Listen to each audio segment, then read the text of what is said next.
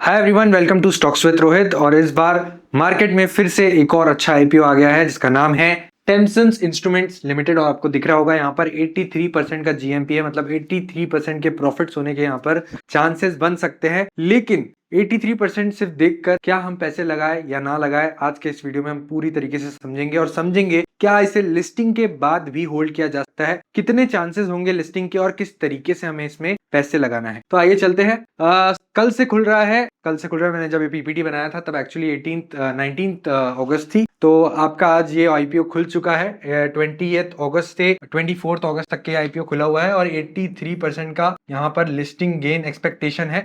Listing पर 485 के आसपास ये प्राइस खुल सकता है और वैल्यूएशन थोड़ी प्रीमियम है। हम सब बात करेंगे इस वीडियो में, आखिरी तक आप बिल्कुल देखिएगा। आईपीओ की बेसिक डिटेल्स का आप स्क्रीनशॉट ले लीजिए। कल खुल रहा है, मतलब ये 20 तारीख से 24 तारीख तक के खुला हुआ आईपीओ, 4 दिन तक के। प्राइस बैंड आपको 300 पर लगाना है यहाँ पर बिड अपनी, और 650 करोड़ का इशू है, मतलब कंपनी को यहाँ पे 650 करोड़ मिलने वाले हैं, जिसमें से सिर्फ 15% यहाँ पर कंपनी लेगी, मतलब 95 करोड़। और बाकी का जाएगा प्रमोटर्स को, क्योंकि प्रमोटर्स अपना यहाँ पर कुछ प्रमोटर्स अपना स्टेक को बेच रहे हैं। वैल्यूएशन बिल्कुल प्रीमियम है और प्रीमियम वैल्यूएशन बनते भी हैं क्योंकि कंपनी के बैलेंस शीट काफी क्लीन है और ग्रोथ बिजनेस है ये। टेम्सन इंस्ट्रूमेंट्स करती क्या है सबसे पहले समझ लीजिए। जैसे बुखार नापने के लिए थर्मोमीटर होता है, वैसे ही बड़ी बड़ी फैक्ट्रीज में हाईटेक सेंसर बनाए जाते हैं और वही ये पर्टिकुलर कंपनी बनाती है। Contact and non contact temperature sensors बनाती है और केबल्स बनाती है, जिसमें इसका मार्केट शेयर जो है वो कॉन्टैक्ट में ऑलमोस्ट 10.5% का है और नॉन कॉन्टैक्ट में 21% का मैसिव मार्केट शेयर है। और अगर मैं बात करूं तो कोई भी और दूसरा लिस्टेड प्लेयर नहीं है, ऑर्गेनाइज्ड प्लेयर नहीं है। इस पर्टिकुलर कंपनी का कोई कंपटीटर लिस्टेड नहीं बैठा है। अनलिस्टेड मार्केट में जरूर है, लेकिन यहाँ पर छोटे छोटे प्लेयर से इस पर्टिकुलर कंपनी को फर्क नहीं पड़ेगा। और किन को यहाँ पर केटर करती है? एरोस्पेस, डिफेंस और मेटल सेक्टर को यहाँ पर केटर करती है। इसलिए जितने भी जो सेक्टर्स हैं जो आगे 10 साल में डिमांड में रहने वाले हैं वो आपको यहाँ पर दिख रहे हैं, जहाँ अत्यधिक गर्मी और प्रिसीजन की जरूरत होती है। अब इस बिजनेस में खास क्या है वो समझ लेते हैं। द मोट हाई एंट्री बैरियर है। R&D करना, पेटेंट लेना, टेस्टिंग लेना, सर्टिफिकेशन करना, इसमें बहुत समय लगता है। मतलब कोई नई कंपनी को आने में बहुत मुश्किल काम है ये, और एंट्री बैरियर है, इसलिए यहाँ पर कंपटीटर आने की बहुत कम प्रोबेबिलिटी है। क्लाइंट्स लॉयल्टी, एक बार क्लाइंट बन गया तो मतलब बार बार आप ही से काम कराएगा, क्योंकि यहाँ पर आपको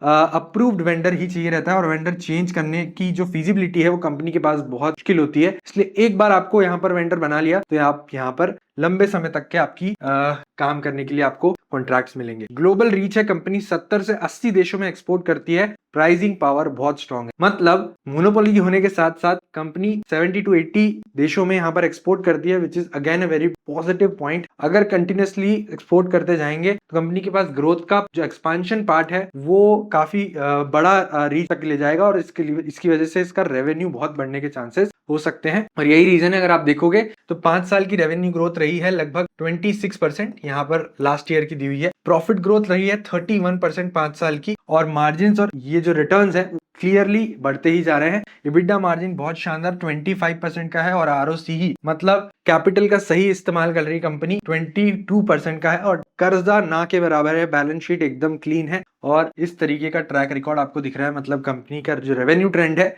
वो अप ट्रेंड में है, क्लियरली यहाँ पर बढ़ते ही जा रहा है। यही एक रीजन है कि यहाँ पर इस पर्टिकुलर कंपनी का 83% का जीएमपी चल रहा है। एक नेगेटिव है, यहाँ पर प्रमोटर अपने शेयर्स बेचकर कैश आउट कर रहे हैं। यहाँ पैसा कंपनी में नहीं जाएगा। ऑलमोस्ट 85% 555 करोड़ जो है वो प्रमोटर्स को यहाँ पर मिलने वाला है, और फ्रेश इशू सिर्फ 95 करोड़ है, जो कैपेसिटी एक्सपांशन, R&D और ग्रोथ में जरूर लगेगा, क्योंकि यहाँ पर डेट एज सच नहीं है, इसलिए डेट रिपेमेंट में ये पेमेंट नहीं काम आने वाला है। प्रोज एंड कॉन्स आप एक बार देख सकते हैं, हमने डिस्कस कर लिए हैं। मार्केट लीडर है, नीश सेक्टर है, स्ट्रॉन्ग फंडामेंटल्स है, हैवी प्रमोटर सेलिंग है, प्रीमियम वैल्यूएशन जरूर होल सकते हैं आप, लेकिन अगेन ग्रोथ कंपनी पे अगर आप PG रेशो देखेंगे तो फेयरली वैल्यूड दिखता है। वर्किंग कैपिटल रिस्क कंपनी के बढ़ने के साथ साथ इन्वेंट्री डेटर रिस्क भी बढ़ेगा, लेकिन अगर आप देखेंगे तो कंपनी का वर्किंग कैपिटल डेज जो है वो रिड्यूस होते जा रहा है। मतलब कंपनी अपने प्रोडक्ट्स को कैश में जल्दी कन्वर्ट कर पा रही है, और यही रीजन है कि कंपनी का जो जीएमपी है वो 84% है। 35 PE वैल्यूएशन महंगा है या जायज है? मैंने आपको बताया ग्रोथ रेट अच्छा है, इसलिए PG रेशो कम आ रहा है, जिसकी वजह से आपको यहाँ पर जो प्रीमियम वैल्यूएशन है वो प्रीमियम वैल्यूएशन नहीं हो जाएगा, फेयरली वैल्यूड हो जाएगा। और यही रीजन है कि 485 तक के ये कंपनी खुल सकती है, बिल्कुल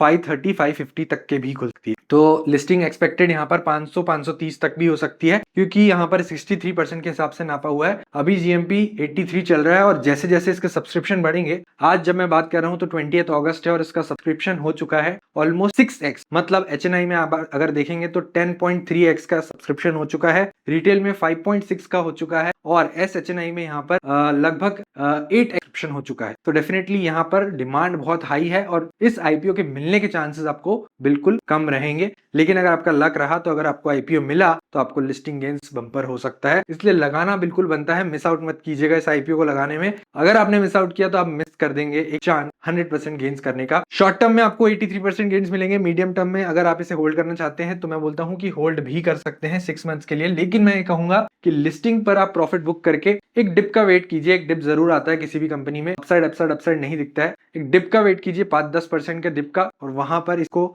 शॉर्ट टर्म के लिए लेके रख लीजिए। 6 से 12 महीनों के लिए कंपनी का फाइनेंशियल क्लीन है एकदम, और ऐसी कंपनीज बढ़ती ही है अगर मार्केट ने सपोर्ट किया तो डेफिनेटली आप इसे शॉर्ट टर्म के लिए भी होल्ड कर सकते हैं, मीडियम टर्म के लिए। और लॉन्ग टर्म अभी हम ये नहीं बोलेंगे क्योंकि आपके वैल्यूएशन यहाँ पर एज लॉन्ग टर्म के लिए बराबर नहीं है। तो क्या आप अप्लाई करेंगे या नहीं करेंगे, आप बिल्कुल कमेंट सेक्शन में जरूर बताइए। और वीडियो में सारी जानकारी मिली नहीं मिली ये भी मुझे वीडियो सेक्शन के कमेंट्स में बताइए, और देखते रहिए स्टॉक विद रोहित।